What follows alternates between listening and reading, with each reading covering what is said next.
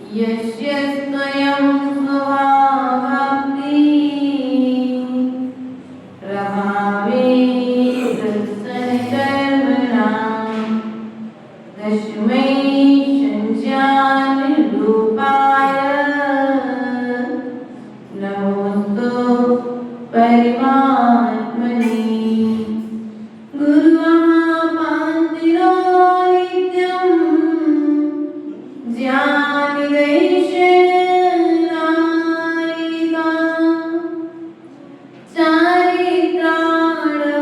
चारित्राणवगम्भीरा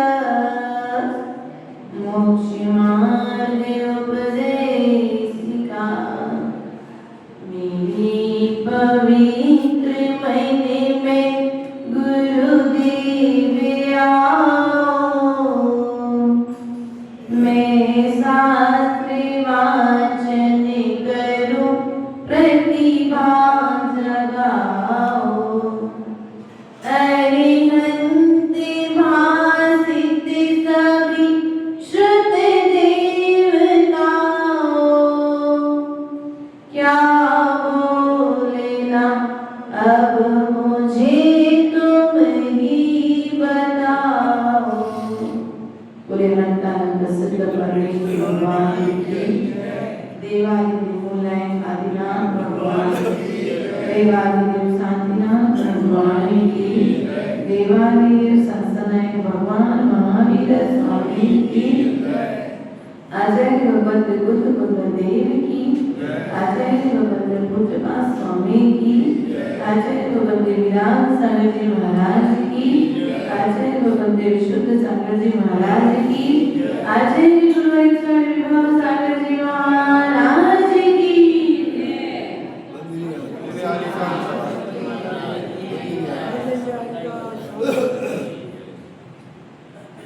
प्रिय बंधुओं,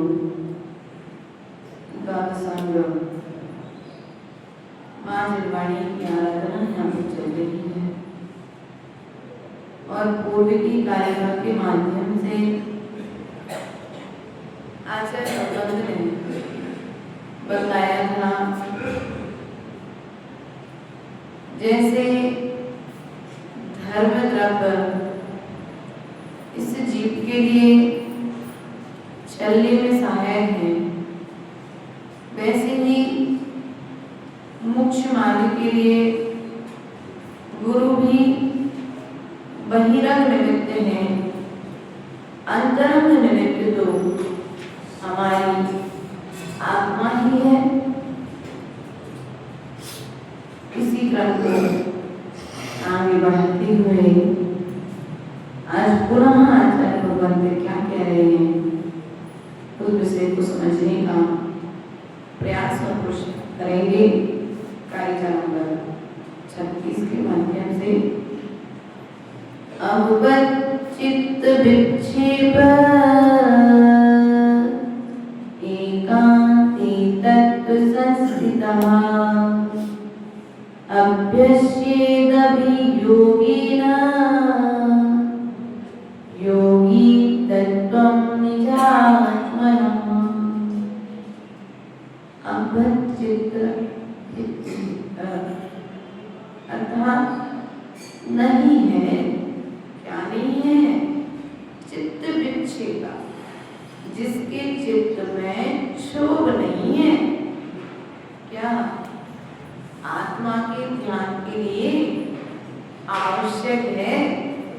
क्या आवश्यक है? क्षोभ का नहीं होना। जिसके भीतर में क्षोभ रहेगा वो आत्मा का ध्यान नहीं कर सकता, क्योंकि विकल्प उत्पन्न होगा, है ना।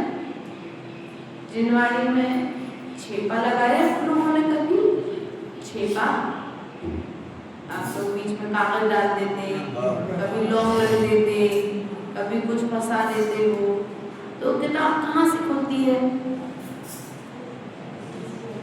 आप एक साल बाद भी खोलोगे, किताब कहाँ से खुलेगी? बोलो, जहाँ छेपा डाला है किताब वहीं से खुलेगी ना, आगे पीछे से कहीं से नहीं खुलती ना। आचार्य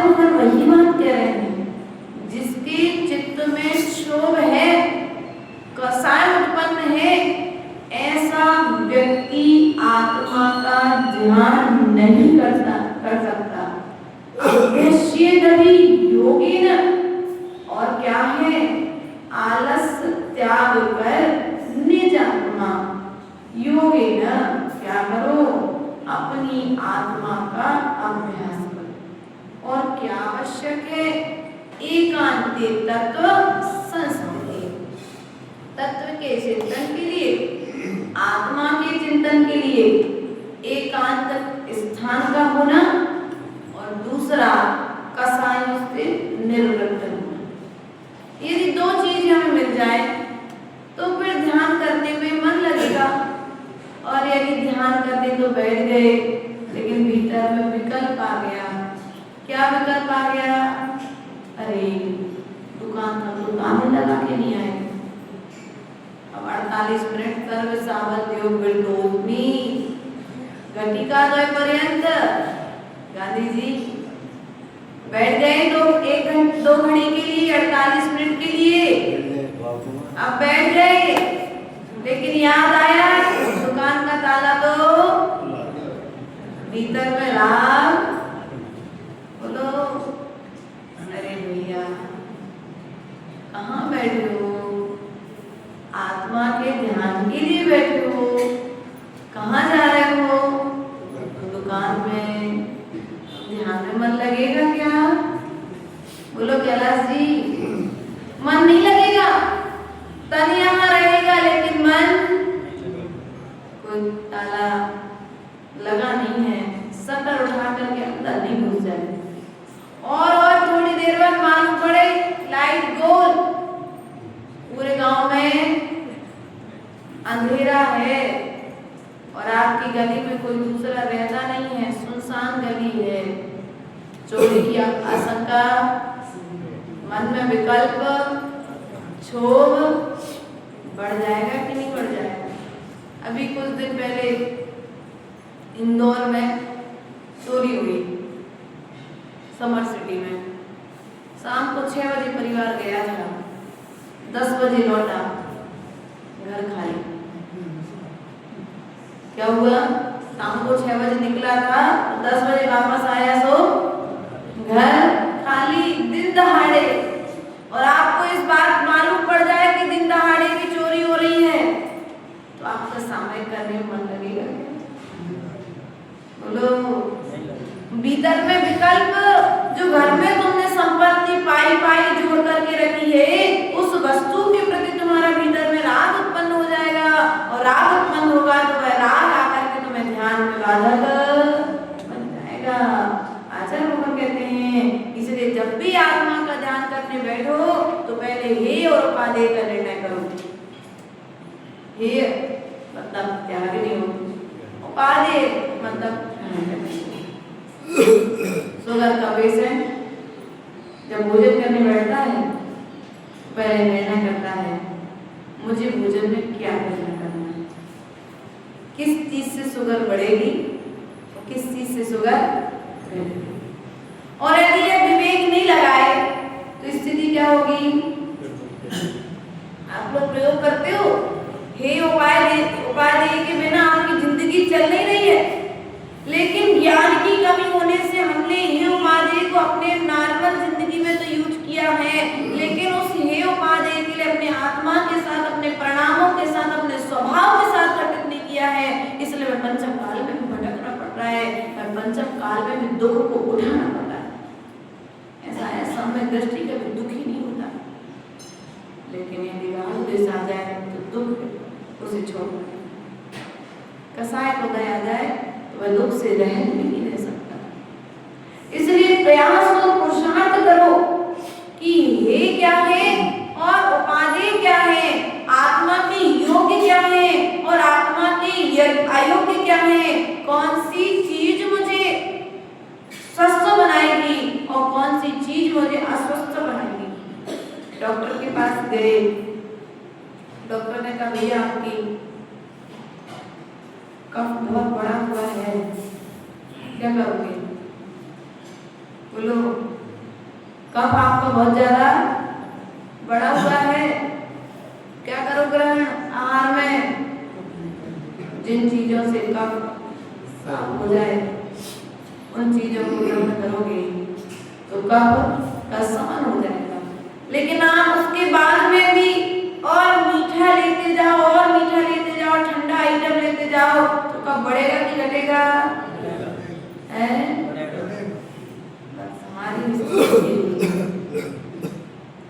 जिन परिणामों से कसायों का समन हो सकता है वो परिणाम तो हम कर नहीं रहे हैं, लेकिन जिन कारणों से कसाएं बढ़ती हैं वो कारण प्रयत्न कर रहे हैं। सुरेश गांधी जी आप मंदिर आए, सोच करके आए थे बागीदोरा में चलना, है ना, सोच करके आए थे माता जी पास जाएंगे। बागीदोरा बहुत बड़ी समाज है और हम माता जी की तरफ प्रचार प्रसार करते हैं तो लोग बाग मेरा सम्मान करेंगे। माता जी हमारी प्रशंसा में 4 शब्द तो कहेंगी, लेकिन नहीं कहा माता जी ने। अब क्या हो, बोलो, आप प्रशंसा नहीं की, अब क्या होगा? भीतर में प्रशंसा सुनने का राग लेकर के आएंगे। अब उस राग को द्वेष में परिवर्तित होने में समय, अरे इतनी बड़ी समाज बुला तक नहीं सकी मंच पर, क्या होगा? अरे माता जी को इतनी सेवा करते, माता जी ने हमारा नाम तक नहीं लिया, अब नहीं क्या करोगे? अरे भैया जो छोड़ने लायक था तुमने उसे छोड़ा नहीं, और जो ग्रहण करने लायक था तुमने उसे ग्रहण किया नहीं, तो कल्याण होगा कैसे? ये राग द्वेष मान कसाई तो छोड़नी थी, लेकिन वो मान कसाई भी आके बड़ी कहाँ पर बड़ी? काय की भूख लगी? सम्मान की भूख। आचार्य भगवान कहते हैं भोजन की भूख मिटाना बहुत आसान है, लेकिन सम्मान की भूख बुखार आ जाता है अच्छा को, मान की भूख लगती है ना जब, और पूर्ति नहीं होती तो व्यक्ति बीमार हो जाता है। इसलिए प्रयास करो, इस सम्मान के बुखार को उतारने का प्रयास करो, और इस सम्मान की भूख मिटेगी कैसे? जिनवाणी का भोजन करोगे, ज्ञान को ग्रहण करोगे, तो इस सम्मान की भूख और अपमान की भूख मिट जाएगी। इसलिए प्रयास करो।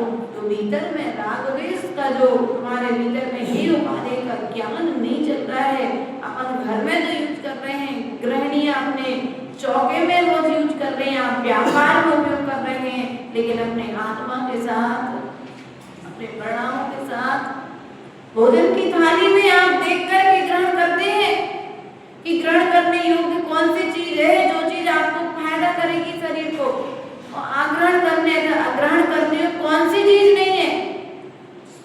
बीपी का पेशेंट भरपूर नमक खाए, बीपी बढ़ता हो जिसका, तो क्या कहोगे तुम उसे? वैसे तो पहले से बीपी की परेशानी है, और नमक होगा क्या? बीपी बढ़ेगा तो अटैक आने में समय, बोलो, चक्कर आने में समय लगेगा क्या? तो उसके बाद में डॉक्टर से कहोगे डॉक्टर साहब बीपी बढ़ गया, डॉक्टर कहेगा भोजन में क्या लिया था? डॉक्टर कहेगा बिल्कुल नमक ग्रहण, डॉक्टर मना करे, उसके पहले तुम विवेक पूर्वक भोजन ग्रहण करो तो बीपी बढ़ेगा, बीमारी आएगी, चक्कर आएंगे। उसी प्रकार से मनुष्य पर्याय जो तुमको मिली है, जैसे तुम भोजन में मेंटेन बनाते हो, व्यापार में मेंटेन बनाते हो, वैसे कसायों में भी मेंटेन बना करके रखो। तुम्हें कसाय कहाँ पर करना है, किस रूप में करना है, किस रूप में नहीं करना है, इसका तुम्हें भविष्य में फल क्या मिलेगा? हे उपाधि का तुम विवेक रखते हो कहाँ पर? ऑफिस में तुमसे बड़ा कोई टीचर है, तुमसे बड़ा कोई सर है, अफसर है, प्रोफेसर है, तो आप उसके सामने गुस्सा, लेकिन अपने से छोटा है, अपने से कोई निर्बल है तो छोड़ते हो क्या? बिल्कुल। अरे मैं अध्यक्ष हूँ मंदिर का, तुमसे यदि कोई सवाल है तो आप झुक जाओगे गलती नहीं होने पर भी। सही है। और तुमसे कोई निर्बल है, उम्र में भले कितना बड़ा हो, लेकिन पैसे से मजबूत नहीं है, पुण्य से मजबूत नहीं है, तो आप उसे झुका लोगे। तुम्हारी गलती होने पर तुम उसे झुका लोगे, लेकिन तुम झुकना पसंद। ये स्थिति है वर्तमान में लोगों की, हमारी और आपकी जिंदगी। इसलिए प्रयास करो, जो हेय है उसे छोड़ो, जो उपादेय है उसे ग्रहण करो। आज तुम जिसे झुका रहे हो, ध्यान रखना तुमने उसे नहीं झुकाया है, तुमने अपने झुकने की तैयारी कर ली। आज तुम्हें एक समाज के बीच में, कमरे के बीच में, एक परिवार के बीच में झुकना पड़ा है, वो कर्म उदय। क्योंकि देखो, पाप 1% में होता है और 10% के रूप में उदय में आता है, पावर के साथ आता है। ऐसा नहीं है कि छोटे रूप में करो और छोटे रूप में आ जाए, ऐसा भी कोई जरूरी। बट जब लड़ाई एक से होती है, लेकिन रिटर्न उत्तर देने के लिए कितने आते, तुम लोग ऐसे समझोगे, क्योंकि हमारी भाषा तुम्हें समझ में नहीं आती। लग रहा है क्यों भैया? जयनंद पापा जी, भरत, लड़ाई एक से हुई थी, लेकिन तुमने सोचा चलो लड़ाई हो गई तो हम जीत गए, सामने वाला चला गया। लेकिन दूसरी बार पलट करके देखा तो लड़ाई तो एक से हुई थी, लेकिन बदला लेने कितने आए हैं? एक के साथ में 9 और प्लस होकर के आते हैं। ऐसे ही एक कर्म के उदय में, एक कर्म तुम जब बांधते हो, तो जब एक कर्म बांधते हो, तो जब उदय में आता है, तो वह 9 कर्मों को साथ में लेकर के आता है, पूरी ताकत के साथ आता है तुम्हें हराने के लिए, पूरी शक्ति के साथ आता है। इसलिए आचार्य गुरुदेव कहते हैं, जैसे तुम कर्म बांधने में अपनी शक्ति लगाते हो, वैसी शक्ति यदि कर्म निर्जरा में लगा दो तो शायद संसार से छूट जाओ। हे उपादेय का विवेक ही नहीं है, क्रोध का उदय आया तत्काल करने में क्या जाता है? क्रोध ही तो करना है, मान ही तो करना है, मायाचारी तो करना। मौका मिला नहीं कि बोलो कसाय करना छोड़ते हैं क्या?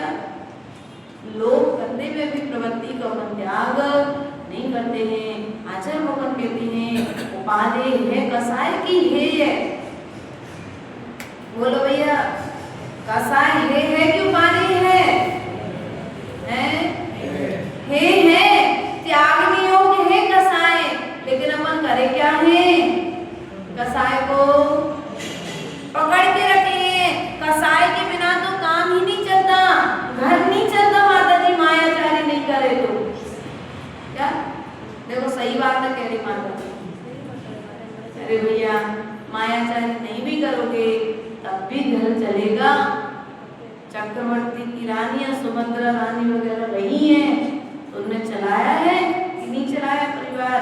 ऐसी भी स्त्रियां हुई हैं, पढ़ो आप ग्रंथों में, कि जिन्होंने गृहस्थ जीवन चलाया, लेकिन कभी मायाचारी। आप लोग कैसे करते हो मायाचारी? अभी भीतर वाले स्टॉक में 5 किलो शक्कर रखी है, लेकिन फिर भी भरत भैया क्या कहेंगी जैनब की मम्मी? तुम लोग समझदार रोज सुनते हो, क्या कहती भैया मान्य जी मम्मी? बिल्कुल शक्कर खत्म हो गई, 4 रिश्तेदार आने वाले, भैया शक्कर ले आना। 8 दिन पहले से गाना गाना, तुम्हें भी पता है कि अभी भीतर शक्कर पड़ी है, ये तो इनका गाना गाना चालू रहता है। इसलिए तुम भी 8 दिन बाद ही उनकी बात को फॉलो करते हो। ध्यान रखना, तुम्हारे माध्यम से ये जो झूठ बोला जा रहा है, ये भी तो कहीं ना कहीं तुम्हें कर्मबंध कारण है कि नहीं है? भैया इतना बोल सकते हो, थोड़ी सी शक्कर बची है, 4 रिश्तेदार आएंगे, कम पड़ सकती है, इसलिए आने के पहले शक्कर सामग्री थोड़ी बची है। अब थोड़ी तो देखो 10 किलो हो तो भी थोड़ी है, 5 किलो हो तो भी थोड़ी है, और 1 पाव हो तो भी थोड़ी है। लोग आएंगे, 4 लोग आएंगे तो घर में सामग्री लगेगी भैया, इसलिए पर्चा दे दो, सामने वाला सामान ला करके। लेकिन इन लोगों को आदत हो जाती है इस टाइप से बोलने की, इसलिए अपना कर्म बंध से बचो। किससे बचना है? बोलो, कर्म बंध से बचना है। चाहे व्यापार में रहो, चाहे गृहस्थ जीवन में रहो, चाहे साधु जीवन में रहो, जैसे भी जहां भी जिस भी पद पर रहो, पाप कर्म से बंध से बचने का प्रयास करो। जैसे आकाश में उड़ता हुआ पक्षी रोज देखते हैं, चिड़िया उड़ती आकाश में, भैया कैलाश भैया थे ना कल, अपन देख रहे थे, और उन 100 चिड़ियों के बीच में एक बाज आता है। वो बाज उड़ती हुई चिड़िया को पकड़ने का प्रयास करता है, लेकिन चिड़िया बचने में अपनी पूरी ताकत और बच करके दूर हो जाती है। ऐसे हमें भी प्रयास करना है। कसायों का बाज जब हमारे पास में आए तो हम तत्काल अपनी आत्मा से कहते हैं, मुझे कसाय, ये कसाय मेरे मोक्ष मार्ग में बाधक है। वह चिड़िया आकाश में उड़ते उड़ते अपनी रक्षा कर लेती है, तो हम संसार में रहते स्थिर रहते हुए अपने परिणामों की रक्षा क्यों नहीं कर सकते? हमें अपने परिणामों की रक्षा करना है, परिवार की रक्षा तो हमने अनादिकाल से की है। अर्थात जैसे कसाय माता जी, हमें तो बिल्कुल कसाय नहीं है। अच्छा चलो, पर्युषण पर्व आ गया, पिछले साल जैसे झगड़ा हुआ था वो व्यक्ति तुम्हारे बाजू में खड़ा है, बोलो अब क्या होगा? बिल्कुल पिछले साल जिससे तुम्हारा झगड़ा हो गया था वो तुम्हारे बाजू में आके बैठ गए व्रत की थाली लगा करके पूजा करने के लिए। अब आपके परिणाम क्या रहेंगे?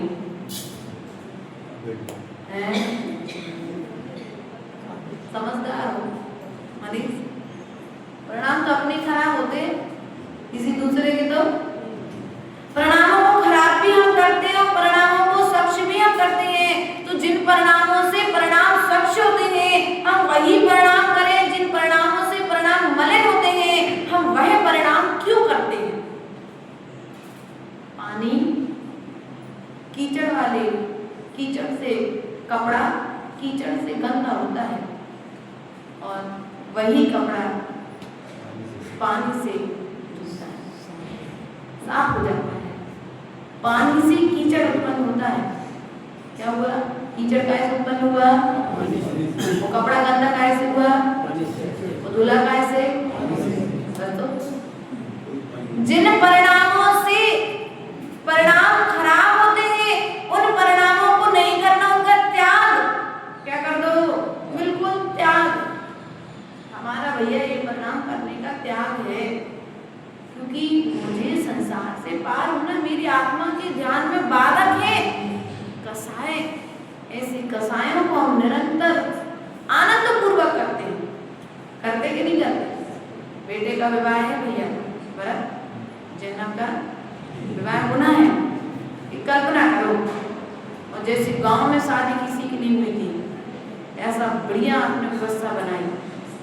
थोड़ी सी तो गर्दन में अकड़, चाल में थोड़ी सी अकड़ तो आएगी कि नहीं आएगी? मेरा एक ही लौता बेटा 7 बहनों में, 7 बहनों में कि 6 में?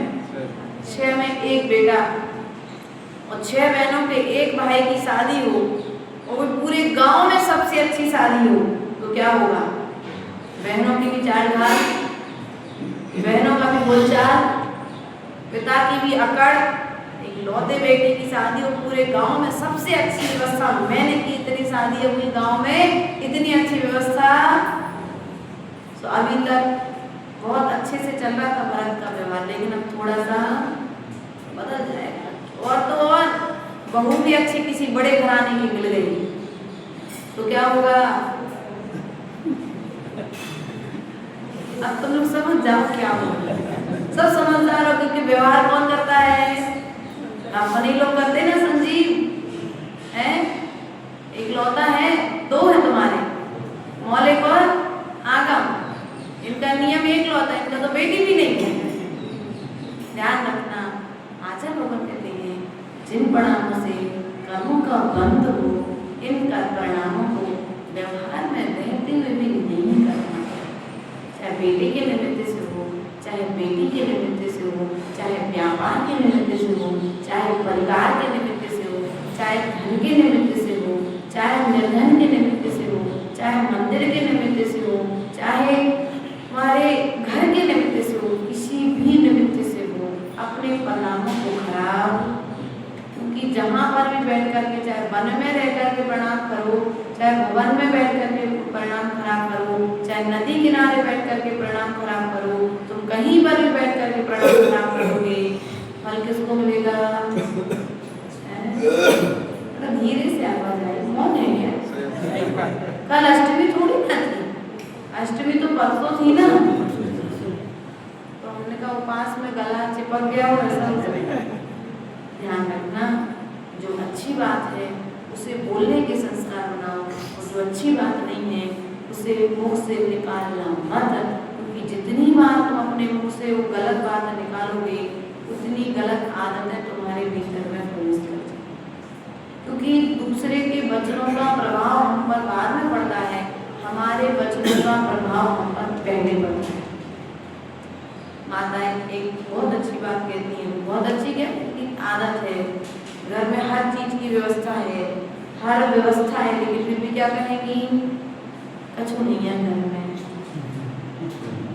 ऐसे बोलते हैं ना, छोटा सा तो घर है, वो तो खाने पीने और रहने की व्यवस्था है, आगे और कोई व्यवस्था हमारे पे कहाँ है? ज्यादा पैसा वो है, ज्यादा बढ़िया, सामने वाला गरीब भी है ना, उन्होंने कह दिया सामने वाले का पैसा है, हमारी भावना लगेगी, और सामने वाला पैसे से बलिबूत, और तुम कह रहे हमारे पास कुछ नहीं है, आज सब कुछ है, झूठ बोल रहे, मायाचारी, सीधी सीधी मायाचारी, गले में 10 तोले का हार पहने, माथे में 10 तोले का क्या बोलते हैं हम लोग इसको, अब जो भी तुम लोग बोलते, लगाए वो सोने का, हाथ में कुंडल है अच्छे बढ़िया 5-5 तोले के, गर्दन है सोने की अच्छी बढ़िया 10 तोले की, चांदी की पायल पहले, उसके बाद क्या हमारे घर है? कुछ नहीं है हमारे घर, ज्यादा कुछ नहीं है। अब ये जो नकारात्मक बोल रहे हो ना, ये तुम्हें कंगाल कर देगा। क्या किसी की टोटका करने से तुम कंगाल नहीं होगे?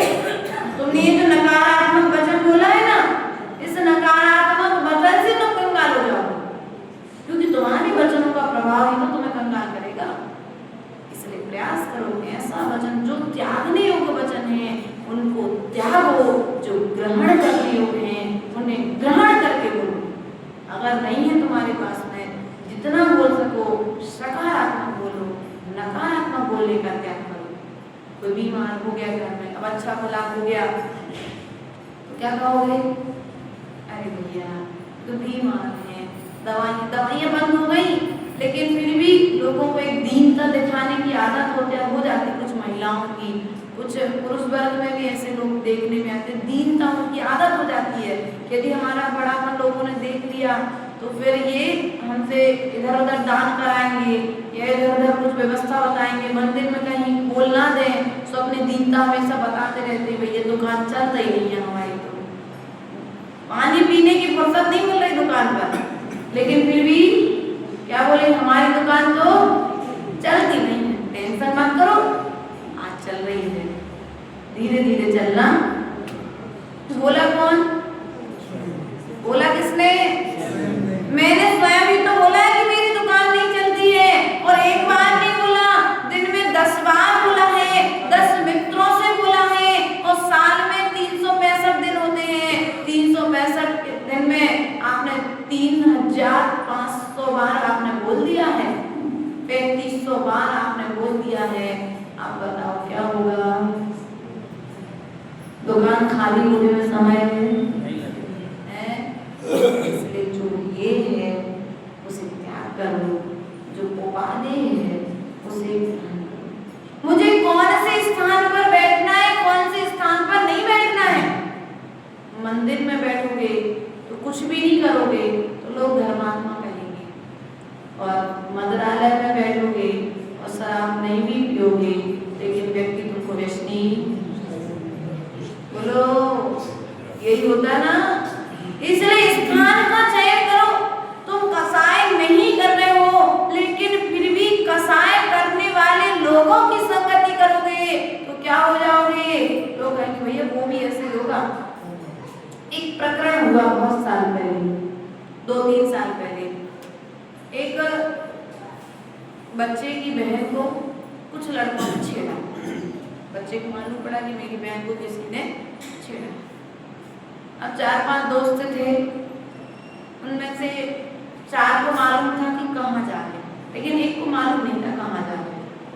वो भी अपने दोस्तों के साथ में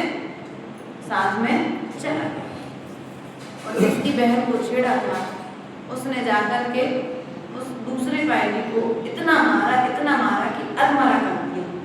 मारा नहीं, लेकिन अधमरा कर दिया, इतना मारा कि बिल्कुल ना तो वो सांस लेने लायक उस रह गया वो बच्चा। लेकिन पुण्य तेज था, सो किस्मत से बच गया। लेकिन संगति के साथ गया तो था, गाड़ी में बैठा था, जहाँ गाड़ी खड़ी थी वहाँ कैमरा लगा था। वे चार तो फरार हो गए जिनने मारा पीटी की थी, लेकिन वो साथ में गया था, उसको जेल में रहना। कारण संगति। इसलिए ऐसे जीवों की संगति का भी त्याग करो जो व्यसनी है और कसाई है। कसाई करने में जो माहिर है, ऐसी जीवों की संगति का भी, दुर्वचन बोलने में जो प्रविष्ट हैं, माहिर हैं, ऐसे लोगों के वो संगति करने का भी त्याग करो। क्योंकि यदि संगति करने का त्याग नहीं करोगे तो फिर क्या होगा, वो बुराइयां तुम्हारे भीतर में प्रवेश हो जाएंगी। क्योंकि संस्कार तो बनता ही है, धीरे धीरे बनता है कि नहीं बनता है। भैया हम तो गाली नहीं देते, वो भैया दोस्त लोग देते हैं तो देते रहे। भैया ध्यान रखना, आज तुम गाली नहीं दे रहे हो, लेकिन जब मौका पड़ेगा ना तो जो तुमने गालियां सुनी है ना, वो गालियां मुख से निकल जाएंगी, तुम्हें भी पता नहीं पड़ेगा। इसलिए जहां पर गलत शब्दों का उच्चारण हो रहा है मनीष, ऐसे स्थान पर जाना भी नहीं। जहां पर मिथ्यात्व का वक्तव्य हो रहा है, जहां पर मिथ्यात्व का प्रचार प्रसार हो रहा है, ऐसे स्थानों पर जाना भी नहीं। अरे होता क्या, सुन तो रहे हैं बस। अरे भैया सुन नहीं रहे हो, संस्कार बन रहा है। क्या संस्कार बन रहा है? बच्चा हर चीज सीखता नहीं है। पलंग पर बैठे बैठे माँ क्या कर रही है कमरे में, कैसे कर रही है, किचन में क्या कर रही है, झूले में लेटे लेटे, बाकर में खड़े खड़े देख रहा है। माँ सोच रही है कि अभी तो छोटा सा है, ध्यान रखना माता हो, छोटा नहीं है, तो सब चीजें ऑब्जर्व कर रहा है, सब चीजें समझ रहा है, उसके मानस पर संस्कार बन रहा है। और जैसे वह करने के योग्य होगा, सो जो तुमने किया है सो वो। माँ सोच रही मैं सासू से बहस कर रही हूँ, बच्चा क्या करेगा, छोटा है तो कुछ नहीं इस पर फर्क पड़ रहा है। ध्यान रखना माता, आज तुम अपनी माँ से बहस कर रहे हो, आज तुम अपने पिता से बहस कर रहे हो, बच्चा देख रहा है, संस्कार पड़ रहा है। बड़ा होकर वो तुमसे बहस करेगा, फिर तुम सोचोगे ये संस्कार आया कहाँ से।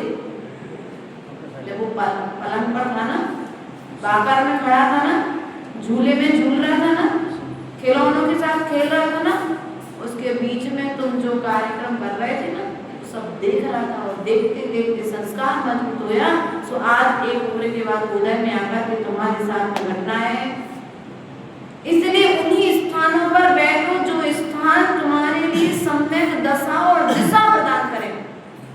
उन्हीं लोगों से सलाह दो जो तुम्हारे सम्यक साधना में कारण हो। ऐसे लोगों से सलाह भी मत लो जो तुम्हें संसार में डुबो दे। किसी से पूछने जाओ भैया विष है, बोले हाँ विष है, पता पड़ गया विष है, अब क्या करोगे? कैलाश विष है, खाओगे कि छोड़ दोगे? अरे एक बार खा के तो देखो मरते कि नहीं मरते। किसने देखा विष खाने वाला मरता है? एक बार तो चख के देख लो धतूरे का फल, पता पड़ जाएगा। जैसे विष का ज्ञान होने पर आप विष को ग्रहण नहीं करते हो, उसी प्रकार से कसाय भी विष की तरह। किसकी तरह है? कसाय भी विष की तरह है। जैसे पहले विष कन्याएं होती थी पूर्व के राजाओं के समय में, तो विष कन्याएं कैसे बनाई जाती थी? लोग जब बचपन में थे तो देखते थे दूरभाषी यंत्र के माध्यम से, तो उसमें बताया कि वो जो विषकन्या है उनको एक गुप्त स्थान पर रख करके थोड़ा थोड़ा सा भोजन के माध्यम से जहर दिया जाता था और नाना थोड़ा थोड़ा वह जहर देते देते वो इतनी मजबूत हो जाती थी वो उन्हें फिर सर्प भी काट ले तो सर्प के विष का भी असर उन पर नहीं होता और फिर उन विष कन्याओं के लिए अन्य राज्य के राजाओं के मरण के लिए भेजा जाता। ऐसी व्यवस्थाएं पूर्व में चलती थी। तो क्या है, वो विष कन्या तो हमारे तन का मन कर सकती है, लेकिन कसाएं तो हमारे भव भव का मन कर रही है, हमारे भव भव को बर्बाद कर रही है कसाएं। इसलिए प्रयास करो कि हमें जितना बन सके शक्ति के अनुसार कसाय नहीं करना है, क्योंकि कसाय हे हैं और स्वभाव क्या कसाय हे हैं और हमारा जो स्वभाव है उत्तम क्षमा मार्दव आर्दव सौच सत्य संयम तप त्याग आकिंचन और ब्रह्मचर्य, ये जो हमारा स्वभाव है ये उपादेय है। एक बार इस स्वभाव में जाने की कोशिश तो करो, क्योंकि जब तक स्वभाव में नहीं जाओगे तब तक संसार से छूटने वाले नहीं हो।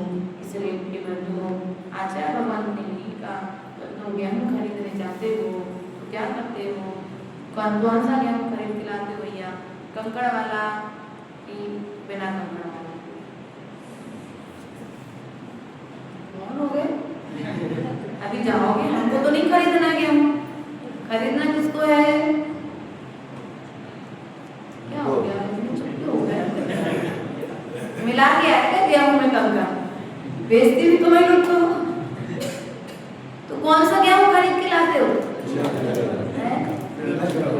अच्छी क्वालिटी वाला। और वही गेहूं तुम्हें 15,000 में मिले, वही गेहूं 25,000 में मिले, लेकिन एक में कंकड़ मिले और एक में कंकड़ नहीं मिले, आप कौन सा गेहूं लाओ? भैया 10,000 ज्यादा लग जाए लेकिन बिना कंकड़ वाला लाएंगे, क्यों नहीं थे?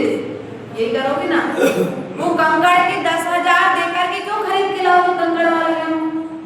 एक तो 10,000 रुपए कंकड़ के एक्स्ट्रा दो, क्योंकि तुलकर के कंकड़ भी तो आएगा ना गेहूं के साथ, और 10,000 तुमने जो कंकड़ में बर्बाद किए हैं, सामने वाला सोच रहा है कि मैंने कंकड़ वाला गेहूं खरीद लिया तो 10,000 बचा लिए। अरे भैया तुमने वो 10,000 बचाए नहीं है दीपक, वे 10,000 रुपए तुमने कंकड़ के दे दिए। अब घर में आओ और समय बर्बाद करके उन कंकड़ों को बीन बीन करके, समझदार क्या करेगा? हमें कंकड़ का वाला गेहूं खरीदनी नहीं है, समय भी बचेगा और पैसे कंकड़ के नहीं दिए, हमने गेहूं 25,000 में गेहूं ही ले लिए, हमने कंकड़, और तुमने 15,000 में गेहूं भी लिए और कंकड़ भी लिए, तो कंकड़ खरीदने वाले को लोग क्या कहेंगे? तुम लोग जो कहोगे तो समझदार हो। इसलिए प्रयास करो, इन परिणामों के माध्यम से तुम साधना करो, इन परिणामों के माध्यम से अपने स्वभाव की विराधना मत करो, वरना लोग तुम्हें संसार में मूर्ख कहने में देर नहीं लगाएंगे। इन्हीं भावनाओं के साथ महावीर स्वामी परम पूज्य आचार्य गुरुवरेश्वर विभव सागर जी महाराज